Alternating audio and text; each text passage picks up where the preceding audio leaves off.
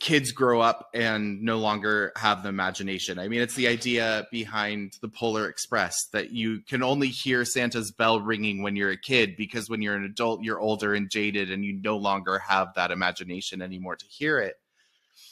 And I think that's why things like fairy tales are so important, and why telling each other stories and art, it's so important, because what it does is it causes you to think, not only think outside the box and think of problems in new ways, but it causes you to ask questions.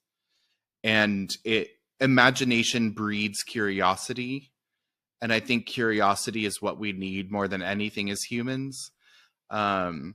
It makes me think again of like when toddlers are asking a question and their parents answer it succinctly, and then the toddler says why, and the parents get mad after the toddlers ask the question why 5 times in a row.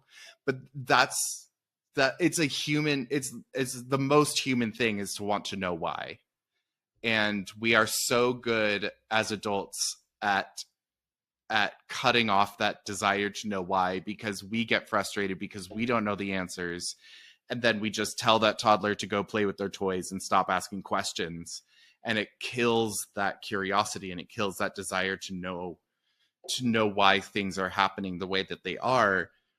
And I think that's the most, if I could leave any legacy on this planet, it's that curiosity is important, and getting people to keep asking questions.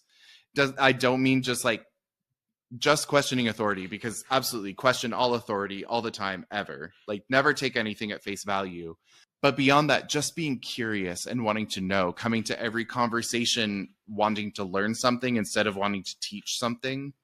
I think the best teachers I've ever had are the ones who are wanting to learn. And that's why I will forever sing the praises of the humanities and the social sciences and the arts. It's because those are the things that teach us to ask those questions and to philosophize about why we exist, to think beyond the authoritarian answers that we're given. I think one of the ways that I always like to think about it, and potentially showing a bit of a bias from an interdisciplinary point of view, I tend to look at the STEM and the humanities in 2 different contexts. Trying to find out the topic because you're inherently curious about what is going on there and trying to deeply understand what is going there. Whereas the humanities, I view more as the soul and the spirit of it, your justification for why you're doing it.